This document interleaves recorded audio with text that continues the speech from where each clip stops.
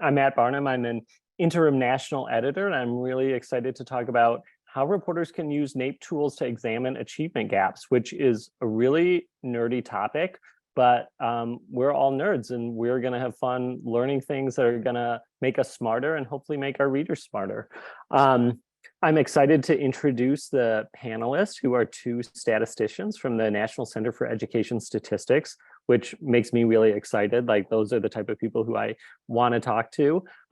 We have Ebony Walton, who is a statistician in the Assessments Division of the National Center for Education Statistics, which is part of the U.S. Department of Education. Her topics of interest include math and science education, educational progress in minority demographics, and student assessment. We also have Grady Wilburn, who is a statistician and research scientist in the Assessments Division of the National Center for Education Statistics as well. His topics of interest include communicating NAEP data effectively to the public and elevating discussions of issues relevant to underrepresented populations. And thanks to all of you who are just joining in. So the structure of this webinar is Ebony and Grady are going to give about a 30-minute presentation where they walk us through some helpful NAEP tools that could be useful for our reporting. At the end of that, we will have 15 minutes or so for questions where you all can share questions in the Q&A. If there are, so mostly hold your questions until the end, unless there are some very specific clarifying questions, like if you just literally didn't understand something basic or just need something briefly explained, you're welcome to put them in the Q&A during the presentation, and I might chime in to ask Ebony and Grady to clarify. Your more substantive questions hold to the end, and we'll certainly make time for them. So Ebony and Grady, take it away. Great, thank you, Matt. Before we begin our data demonstration, I did want to go over a few of the basics of NAEP first. So I'll be sharing my screen now with some slides very briefly before we get into some of our data tools. All right, I believe I'm sharing my screen now. Okay, it's out the way. All right, so over the past year, our program has disseminated a wealth of data with the latest results of what students know and can do in mathematics and reading, particularly during this kind of COVID period. The first set of releases here that you see, our mathematics and reading assessments at grades 4 and 8, are what we consider main NAEP. This is a contemporary assessment program where we've been tracking trends since the 90s of student achievement in mathematics and reading at grades 4 and 8, and also grade 12 on occasion. But every 2 years, we report out these data at a national level, at state level, and for selected urban districts.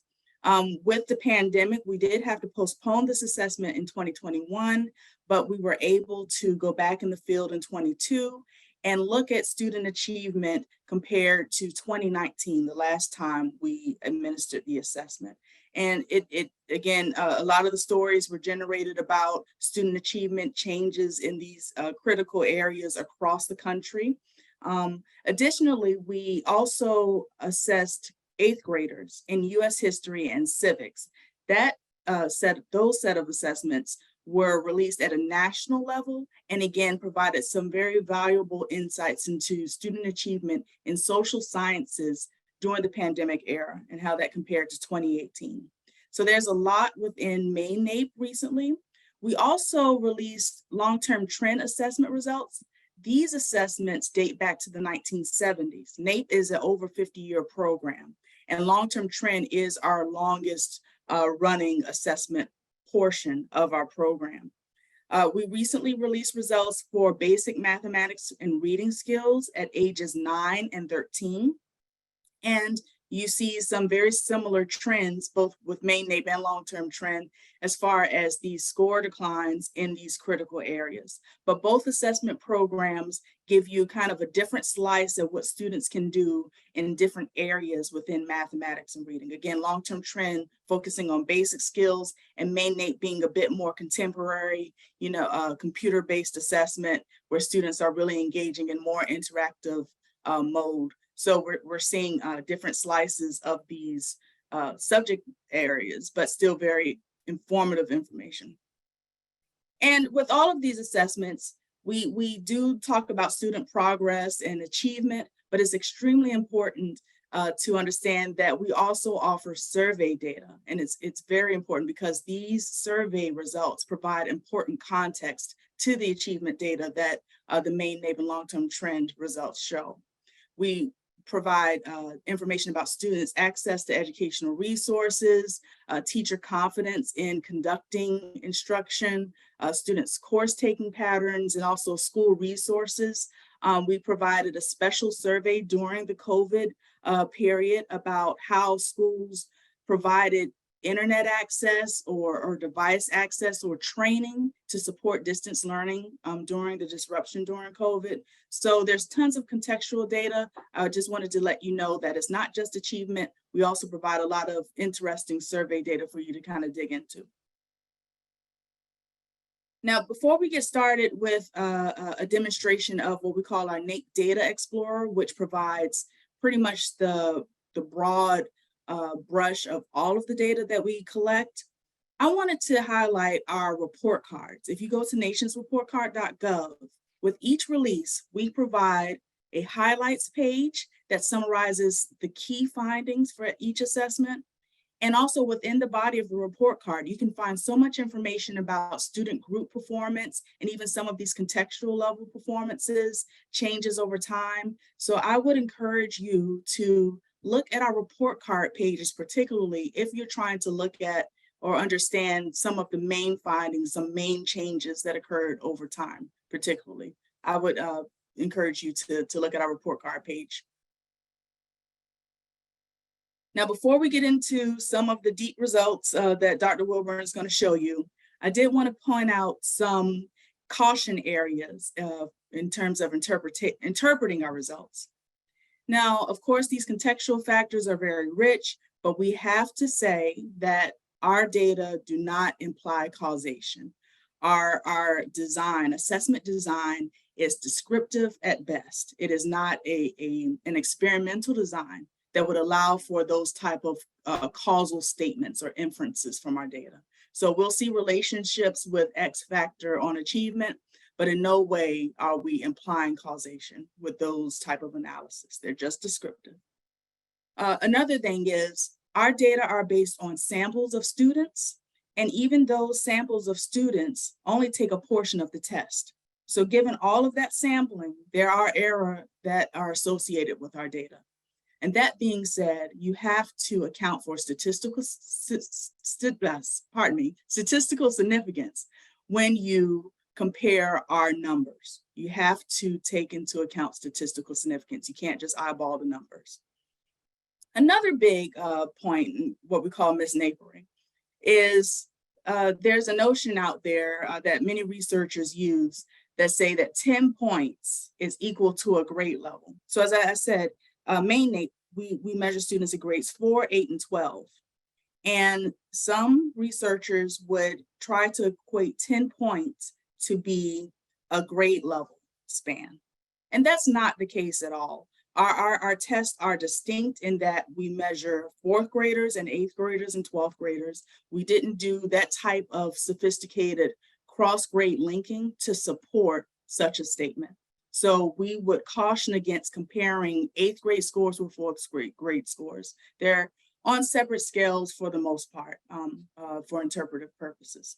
And finally, the last thing I'll mention before I turn this over to grading is that we have what we call achievement levels that are set by our National Assessment Governing Board, NAEP Basic, NAEP Proficient, and NAEP Advanced. These achievement levels are specific to the NAEP scale and mean a very specific thing depending on the grade and subject that you're looking at for NAEP.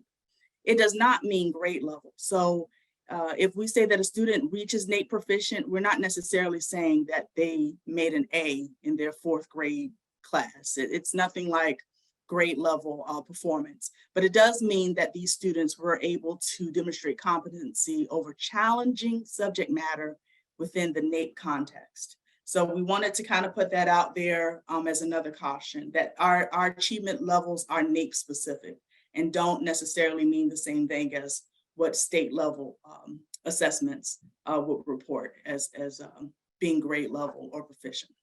All right, so with that, I'm going to turn this over to Grady to do a demonstration of our powerful data tool, the NAEP Data Explorer. Thank you, Ebony. So like Ebony mentioned, I think a lot of the analyses you'll be able to grab from the nationsreportcard.gov.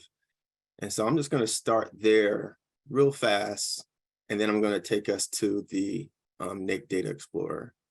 Hopefully you all can see my screen here.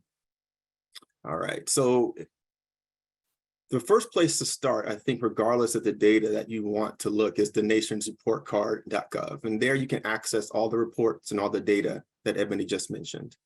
I'm going to pick on math for a little bit. So when you go to the nationsreportcard.gov, you hover over reports and you can see all the different subjects in the reports organized that way. If you click on a certain, I'm going to pick on math. If you click on a certain subject and you go to nation, you can see all the nationals trend line, right? You can organize it by grade. You can pick the grade you want up here. Let me make the screen a little bigger. But you see the trend line there. As you scroll down, you can look at the performance by percentiles nationally, something that we've been kind of focusing on for the last several assessment cycles.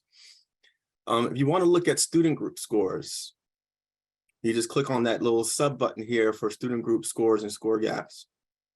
And again, you can see nationally the performance by all the different race ethnicities. For example, when you click within one of those, you get a trend line there, so you can see that performance. If it's better for you to look at it through a table, you have the graph table option up there. So that's another choice. If you want to look at gaps, again, nationally, or let me point out this, these are all the other student group variables within the report card that you can look at. So you can look at gender, eligibility, type of school, charter school, all of that. Again, this is just point and clicking within nationsreportcard.gov. And then down here, we do have what we call our score gaps trend. And it's almost like a tool in which, again, you can select the grade that you want, and then you can select the groups that you'd like to compare. By default, it does look at white versus black, but you look at all the other different race ethnicities. You can look at gender, eligibility, type of school, charter school, school location, etc. And every single one will kind of give you a new trend chart down here where you can look at the scores for the groups, look at the gap size down here below, and it gives you that quick snapshot that I think many of you all may be interested in getting, and it's right there available for you to do pretty quickly. But then you could also look within the states. So if you, I was under the nation header, but if you go to the state, you get a lot of the same data. You can see how states did for the comparison years. Click on the state, again, get that trend line that you're looking for, or the table to look at the scores. This is all within nationsreportcard.gov. You can look at score change. So if you want to see all the states and their score change, we have it by default from the most recent year. But if you want to look at it, what it was from 2015, it does the same thing. You want to look at a different focal year, you can do that. And so a lot of the function that you would normally have to do in the NAEP Data Explorer, we've moved to have moved to tools within the actual report card. And again, finally, student group scores by the different states. You can choose the state you want to look at. I'm from California, so I'll pick on California here. And you select the state, and then again, all those student groups that we just looked at, you can see the scores by race, ethnicity, scored by gender, NSLP eligibility, etc. At the very bottom of the page, in this blue section here, download data table. That's like kind of our appendix tables, if you will. You can see participation rates, inclusion and exclusion criteria for students with disabilities and English learners, and the scale scores for each state and achievement level results. For customized data tables, we have some of the pre-slugged analysis that we think a lot of our audience and our users are interested in. So you can pick the grade you want. You can look at grade or performance by the nation, by the states, by the districts. I'll just choose nation. You can look for all students, but then we have many pre-select crosstabs that many are interested in. So if you want to look at performance, not just by race, but you want to look at it by race by gender, we have that pre-slug race by eligibility. And if you click on it, looking at average scores and create tables, what it's doing is it's pulling all those data from our NAEP Data Explorer, and it'll just give you a table here by state for the race and the gender. And it's all just ready for you to either write down, or you can share the report via links, Facebook, Twitter, etc. You can also export the reports to an Excel, Word, PDF, or HTML format. So all that function is within the nation's report card.gov. However, if you want to get into what I call the gold mine of the NAEP assessment, and that's kind of the student questions, the school questions, and the teacher questions, then NAEP Data Explorer is probably the best place for you to go because they're all housed there. The way you access it, again, if you go to nationsreportcard.gov and you just go to data tools, and you select Data Explorer, it'll take you to this page right here.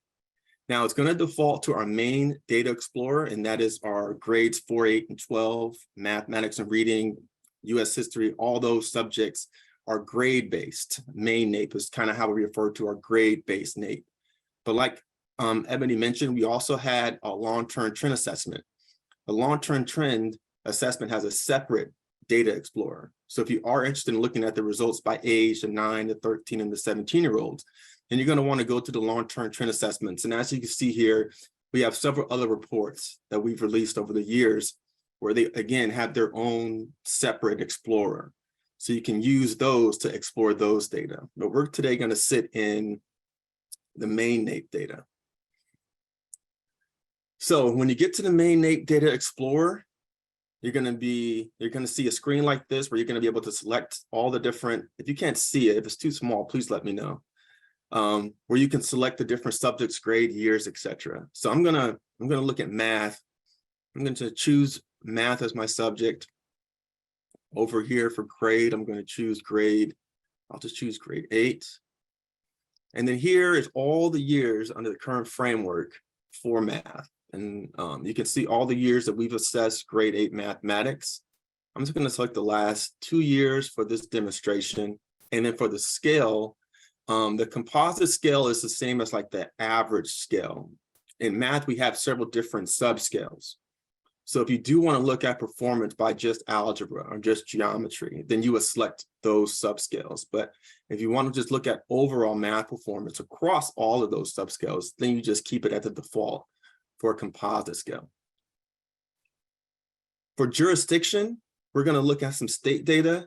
I will nod here that if you are going to look at state data, the best comparison is the national public instead of just national. The difference between national and national public is that national includes all students, public and private, whereas national public is just public school students. Now that's important because state results also only include public school students. When you see the average score for any given state or district for that matter, it's just the public school students, it's not the private school students. So if you want to compare a state to the nation, then you should choose the national public variable there. As I move over to state, you see we have all the states here. I'm just going to put this the state all box to check all the different states there. If you did want to look at our trial urban district assessment, that's our TUDA. We do have data for 26, 27 districts now, where you could see data across these same subjects, and we have some regional data there. We're just going to look at national and state today. Now, in the variable box, this is where all the questions that we ask students, teachers, and schools, this is where you'll find them. Now, it could be daunting. I totally agree with that. There's a couple of ways you can approach it. One way is that all the questions that we ask students and teachers and schools, we have PDFs so you can actually look through those questions and identify questions that you may find interesting.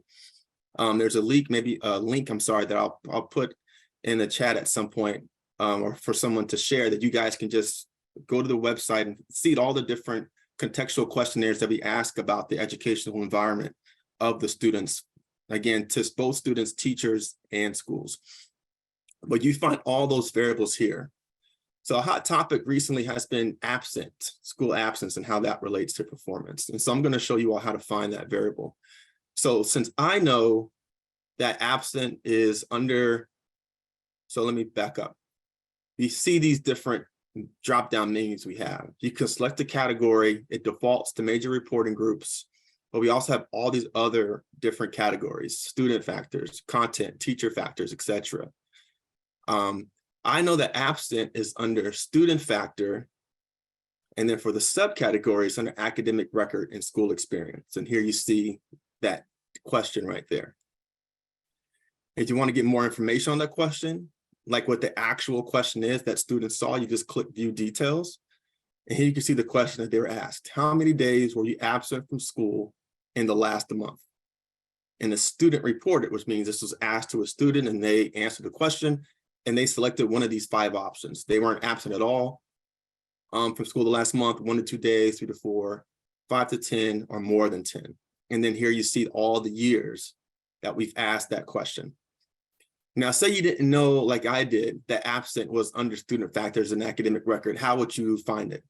We have this function right here where you can just enter in like a keyword, and it'll give you all the different questions that contain that keyword. So if I were to just type in absent, then you see it pops up, and here's another question about teacher absences.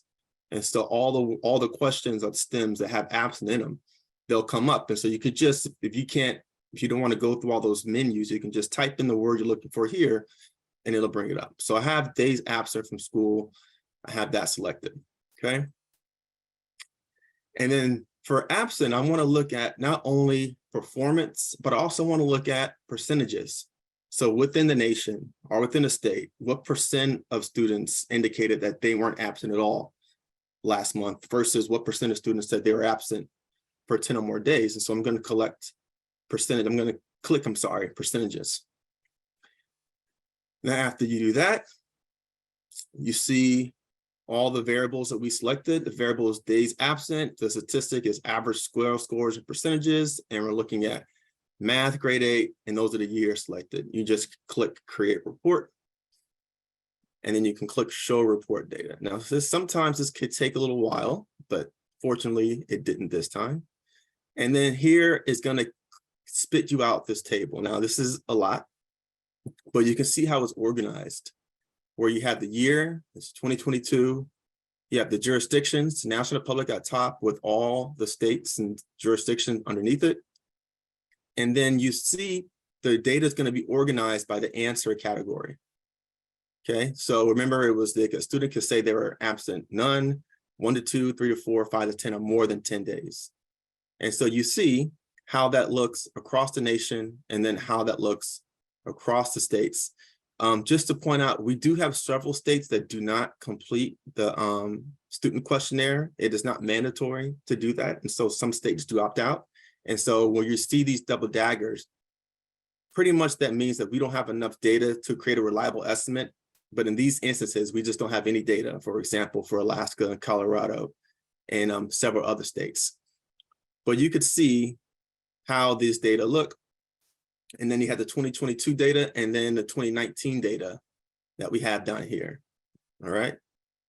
Like Ebony pointed out, just because you see numbers that are numerically different, it does not mean that they are statistically significantly different. And so in order to make those statements that one group is different from another group, you do have to run a significance test. And I don't want to go into too much detail on that because these are a lot of jurisdictions and a lot of variables. But when you click significance tests, if you want to look at every single state, you can just, again, click all the states, the categories that you may want to focus on. If you want to look at all the days absence, and this is going to look at between jurisdictions, right? So you can compare a jurisdiction to another jurisdiction. Or if you want to look at across years, if you want to look at the Alabama in 2022 versus Alabama in 2019, then you could do that by looking at it across years.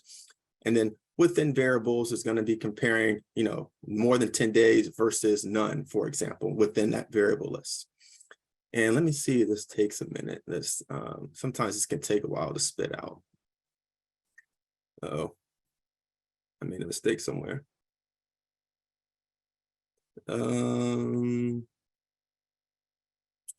Instead of exploring that mistake, I'm just going to go to a different variable so we can save time here.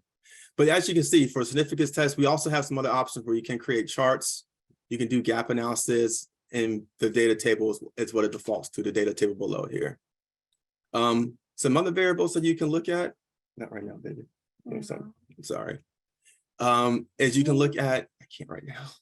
I'm in the middle of a meeting. That's Asher. What? Gosh, thank you. Sorry about that. That's my 6-year-old. So after you do the reports thankfully will kind of save and create kind of a list of reports below. So if you want to create a new report, just click create a new report. The old report you ran, it will just save it right down there for you. And you can just run new data. So something else, like I mentioned earlier, that we were looking at was percentiles. We've been looking at how high performers and lower performers are doing versus before. And something we've noticed is that in several subjects, particularly in grade 4, that the bottom seems to be dropping faster than the top. And in the nationsreportcard.gov, you can kind of get that picture. But something you can't get there is to see how that may look across other student groups. So say you want to look at percentile changes by race ethnicity, for example. How would you do that?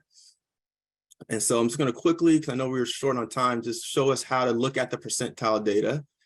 I'm going to do the same subjects, math, grade 8, look at the last 2 years. For the jurisdictions, instead of looking at every state, I'm just going to look at all 3 of these topics: the nation, national public, and large city. And then for our variables, I'm going to clear our search here. And I'm going to look at all students. I'm going to click all students right there. And then I'm going to look at race, ethnicity. And so this is the student, this is student self-reported. Let me look at the, I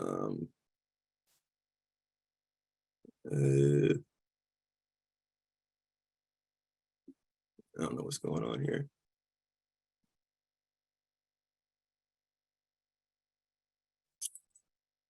All right, let me try this again.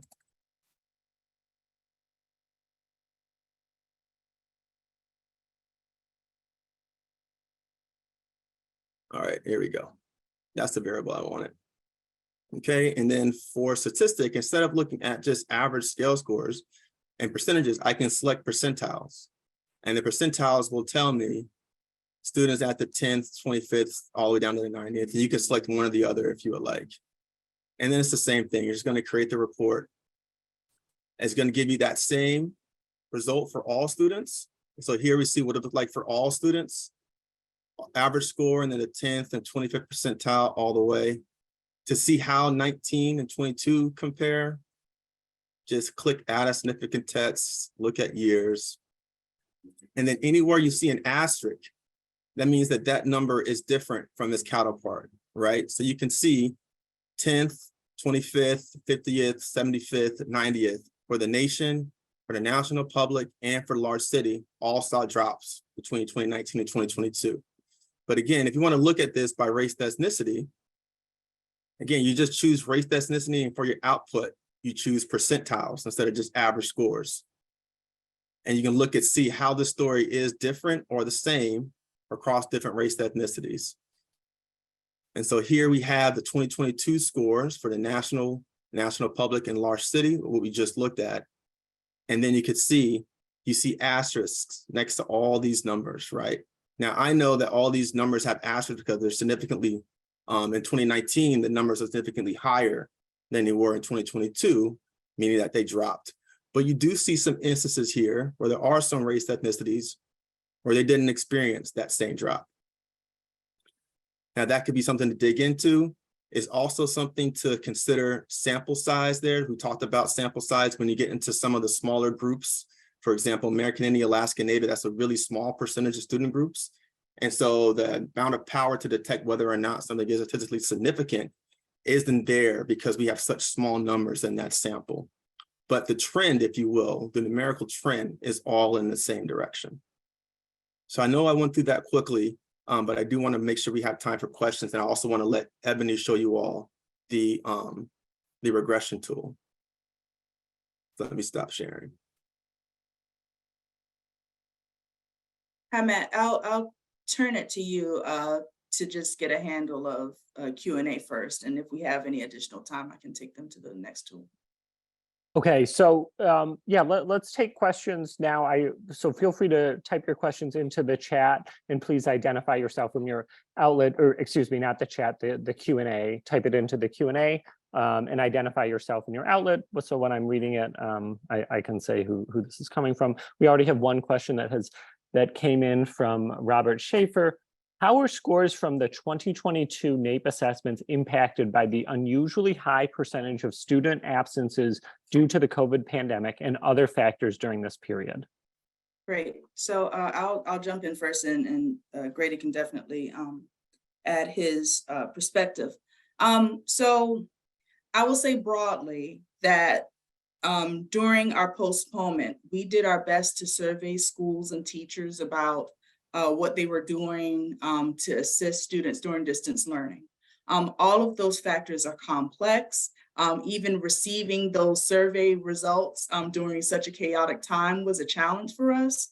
And so even with kind of our limited data, our limited sense, we are doing some research. We are doing some of our own analysis. Student absenteeism did come up recently.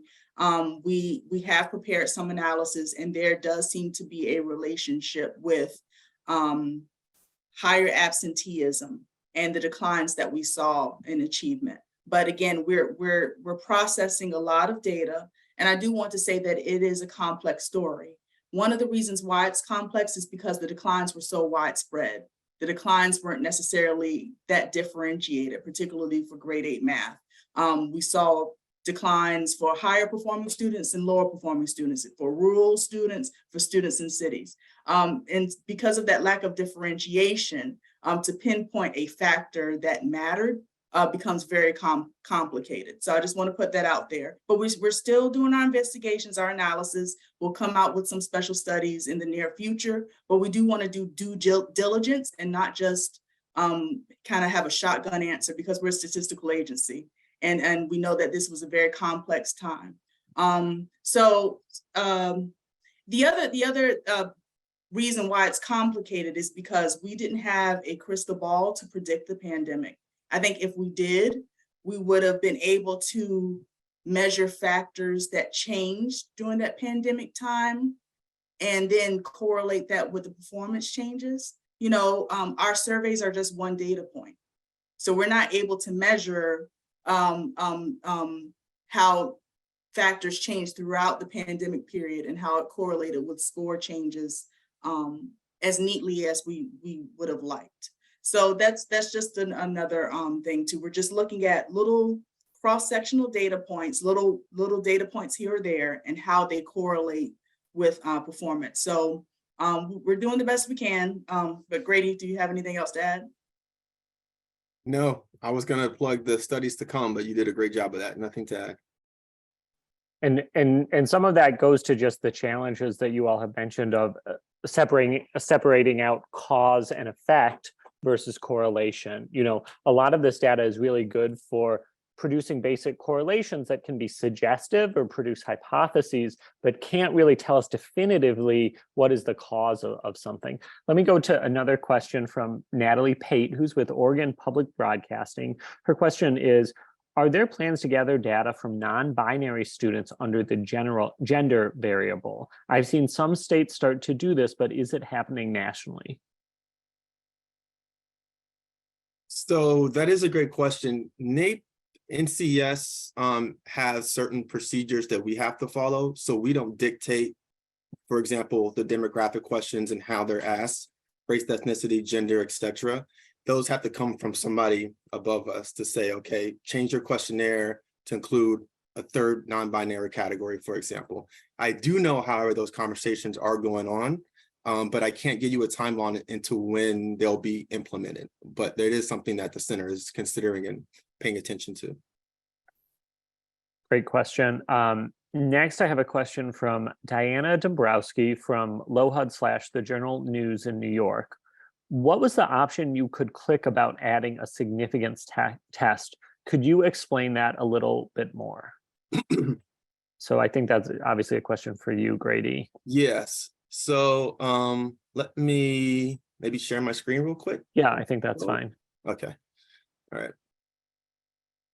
So the option is right here where you see, I'll remove it so you can see how it looks when you start it.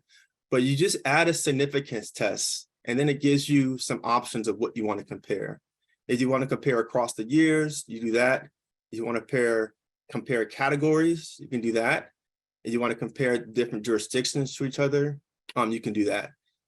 If you choose the jurisdictions, then what you have to do is choose which one you want to compare them to.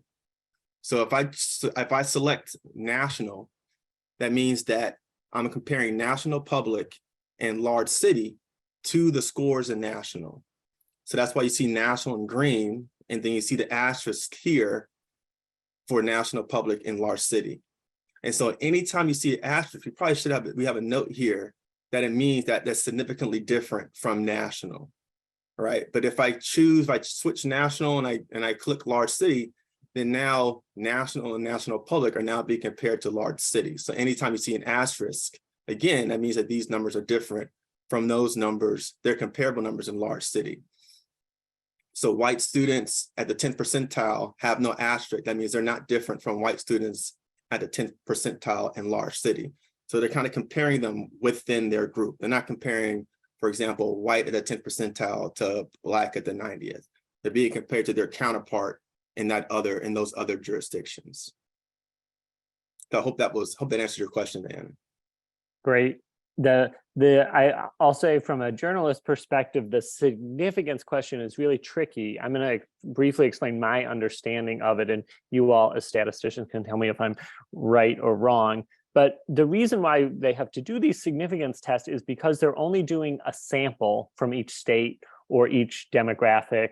So they're not, so when we have scores from the state, a state like say Vermont, they're sampling a subset of students in Vermont.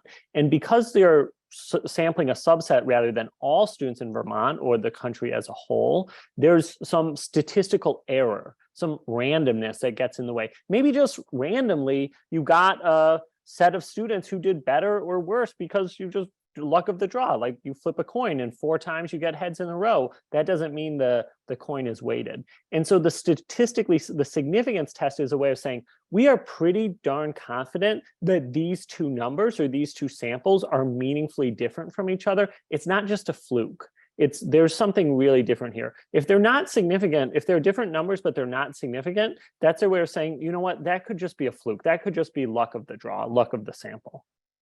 Was that thumbs up or thumbs down? That's extremely good. NAEP gives a little bit more complexity though, because even those sampled students don't take the full math assessment. They even take just a small section of our full assessment. And so that adds even more. So we have sampling error, as you mentioned, but we also have measurement error. So because of all of that, we highly recommend that you use our NDE to make sure that the two numbers that you see are actually different, given those two types of error. Let me go to the next question. And this is from Jillian Forstat of Pittsburgh Community Broadcasting.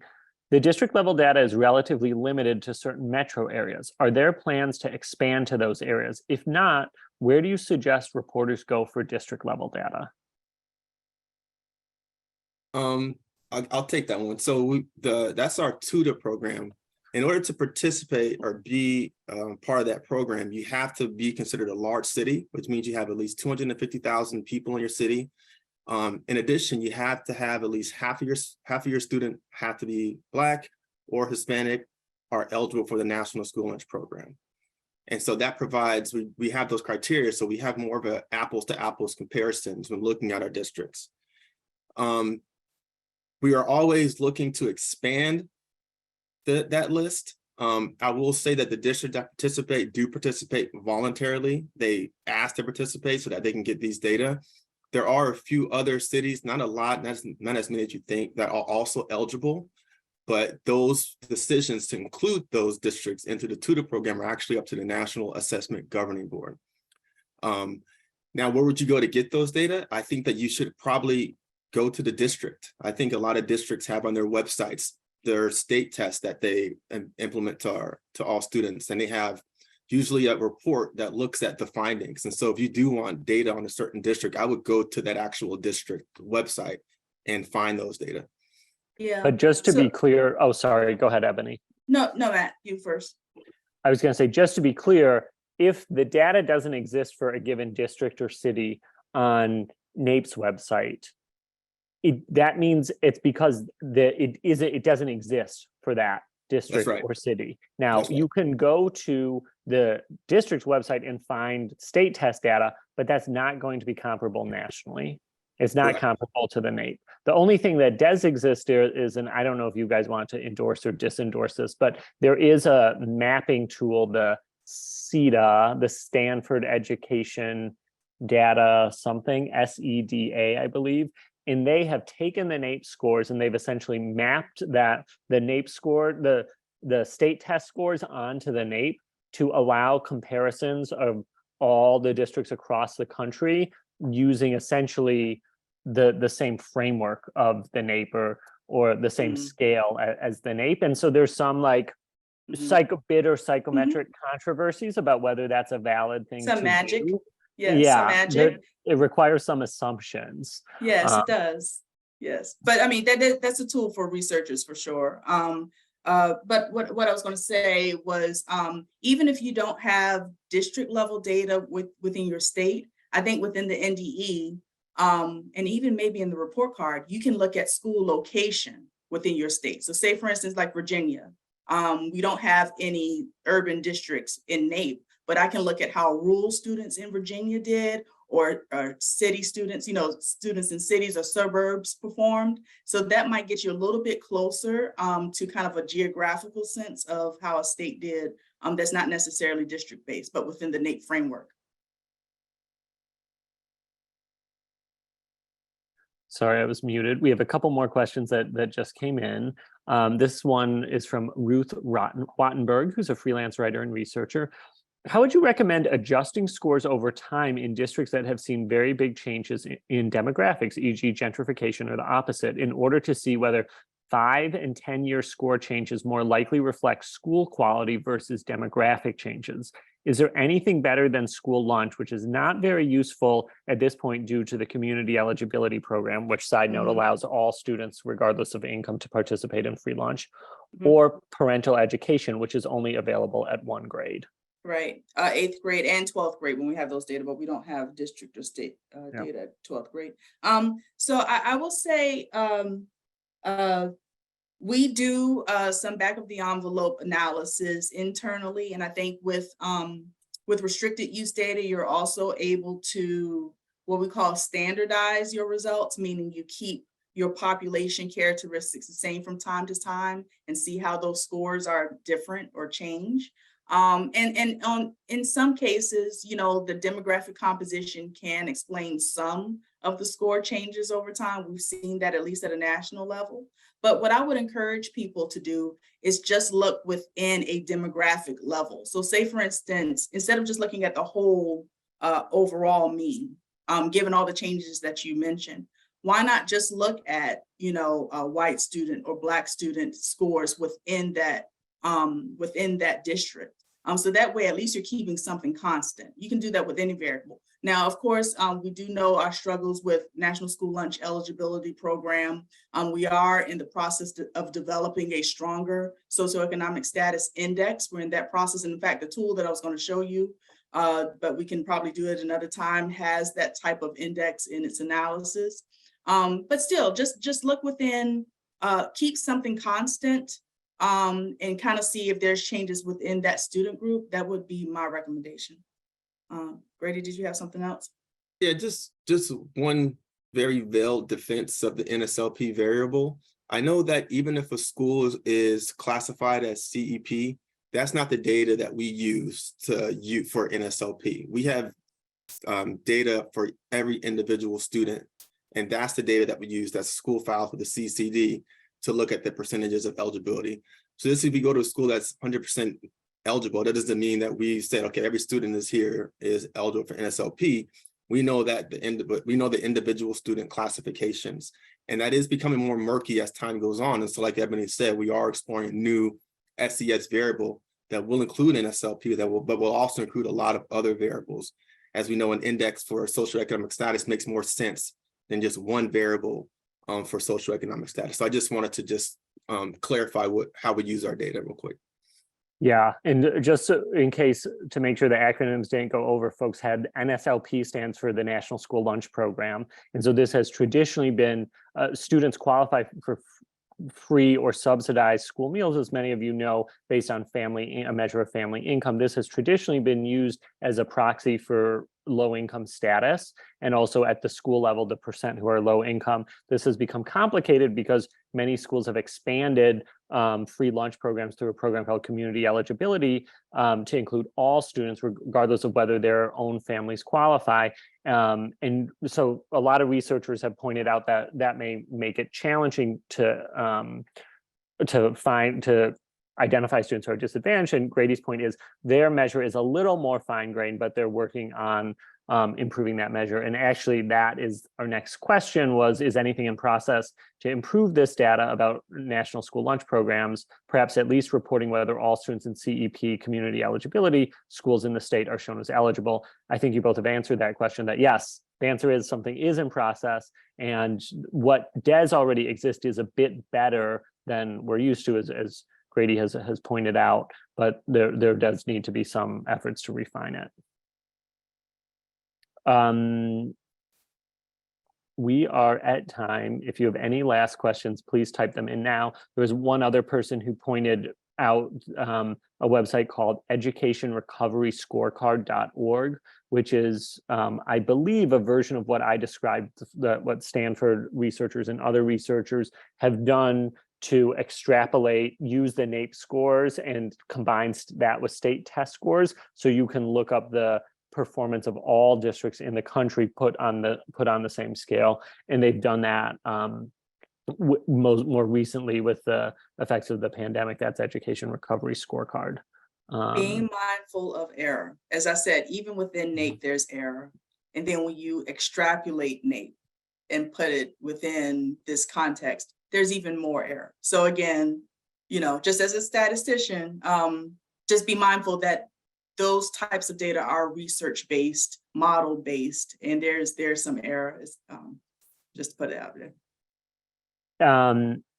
So I think we can close out here. Unfortunately, we didn't get to something that Ebony was going to present, but I believe we can send it by follow-up, and folks can reach out to Ebony with questions, and folks that reach out to folks at NCS as they're playing around with the data. Ebony and Grady, anything else you wanted to add? Just thank you. We always enjoy speaking with EWA and other writers. Hopefully you all also get Ebony's contact information. If there's something you want to follow up on, if you have specific questions that you think would be better on a one-on-one, we're happy to have those separate conversations. But Matt, thank you so much. CD, thank you. And we're happy to do these types of things more often if necessary.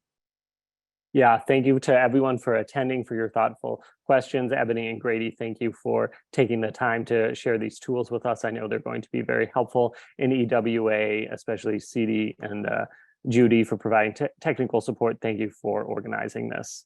Talk to everyone later. Bye.